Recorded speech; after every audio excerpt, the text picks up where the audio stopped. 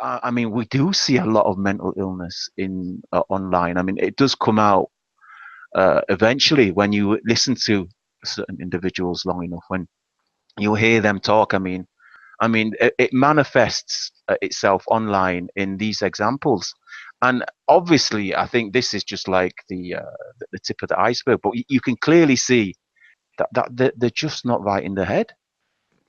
It's like bravado, you know, it's like false bravado. They know it's online, whatever. And men are sounding off against each other because they think it's like this tacit agreement where men do this, we're allowed to do this, we're allowed to front each other, we're allowed to abuse each other and threaten each other because we know it's not really going to come to anything. And by that way, they get to vent and they get to let off a bit of steam. I don't know. I don't think it's healthy. I don't think it's It's destroying their relationships. It's destroying friendship. potential friendship, potential connections they're making with other men that could benefit them. I mean, we've seen men down the years. I mean, me and you, we can say that now. Down the years, that have really deteriorated. We've seen their mental state just manifest itself in very, very hateful, destructive ideas, destructive attitudes. Very, I know this word's overused, toxic, detrimental, harmful not only to others around him but to himself.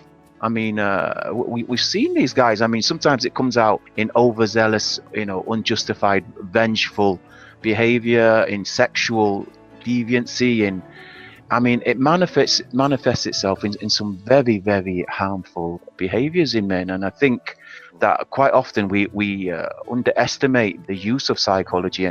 We undervalue our sanity. Our sanity is something that's very, very precarious, especially in this day and age when we call it a gynocentric age and surrounded by misandry. We underestimate the strength of our sanity. I think, and I think we see it more and more often, especially when we speak to more men. The longer we speak to, we see these little behaviors, we see these little ideas, and these dark corners in the head.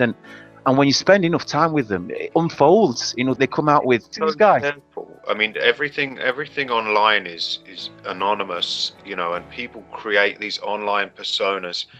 So uh, I mean, everybody's obviously got their own individual backgrounds, and we can't even pretend to try and understand why a person is a certain way, whether it's stems from childhood or whether it's innate and they've got some character flaw which makes them deviant or violent or abusive towards other men. I mean, I'm seeing one thing which is slightly disturbing within the online male community is when men stalk other men. I've never encountered this before, but obviously, in the time I've been here, I've had one particular stalker who was extremely disturbed. Obsessed with you, he was.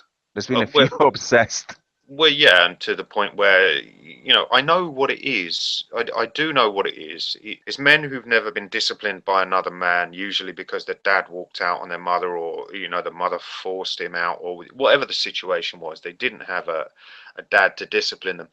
So a lot of us have noticed this.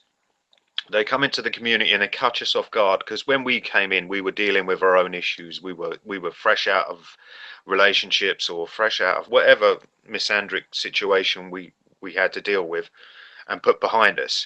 And then we've got men who are damaged, who look to us and say, he's angry, I think I need him to discipline me. So they give you shit and they threaten you. I mean, I've had death threats, I've had all sorts of shit, you know, things said about my child, things said about me, and constant fucking stalking from individuals to the point where you just think, this is fucking weird. And you look at it and you think, listen, you feel like saying to them, listen, I'm not your fucking dad. I'm not going to tell you off. I'm not going to give you the discipline you didn't get from your dad. So just fucking knock it off, man, because I've got my own shit to deal with. And when you get one after the other, and people obsessing over you, I mean, I've had people make fucking video after video after video, And you just think, you really think I'm going to sit and fucking listen to you uh, insult me, slander me, tell lies about me, just because, and they know there's no truth in it, they're just trying to get your attention, and I find it so disturbing, and it says more about them than the things they're trying to accuse you of. And you look at them, I mean, I've had so many no holds barred, to the point where he actually started messaging me and said, I've made another video about you. And I was like, I don't give a fuck, man. Make all the videos you like. And he's like, well, I've made 3. And I think, dude, you need to get over this. Whatever your unhealthy obsession with me is, you need to just get over it, because you're not going to get what you want from me. You know, and obviously the thing with Alex Brown, I mean, he was seriously, and he is seriously mentally ill. He is a danger to everybody around him, and I want people to know that. And people in this community who say, oh, he makes good points or whatever, he parroted everything he learned from RBK and Barbarossa. He parroted very well. But the fact of the matter is, scum like that will only ever be bad for this community. It's indicative. It's yeah, indicative of our feminist society. I mean, I reckon we're going to be seeing more and more of this complete lack of male role models in these child's lives. And let's face it, let's be real, guys. Every boy needs a positive male role model. He can't be taking his mum as his hero. As I hear these, that, you know, this is something that gets me so pissed off. Like, can we fix these people? You know, because they're here, they've ended up here, and they're obviously broken or disturbed, and really a result of their upbringing. Some of them. Is it down to us as men to sort of summon up the patience? It's left to us, though. I mean, it's put on our show because listen, for the first time in these guys' lives, they've seen the positive contribution men can have towards each other. For the first time in these guys' lives, they see men come together and get along and help each other, contribute to each other's lives in such a way that he's never seen before. Do you know what we make the unrealistic assumption that you know, society is bad, and if it would just give men a chance, and you know, all this sort of stuff, then we've all got the potential to be good, and some people believe that, and there are some seriously disturbed men, dangerous men, and I actually have a degree of pity for them, because when you look at their childhoods, the ones who are sociopaths, you know, not psychopaths who just went out and destroyed lives and that they were born to kill, not those people. I mean, they need to be, you know, taken away from society.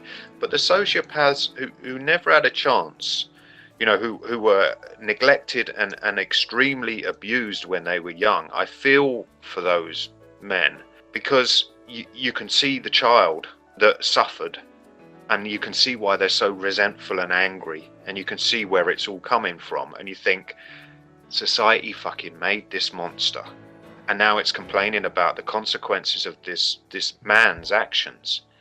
But if society hadn't failed the child, this man wouldn't, you know, doing what he's doing.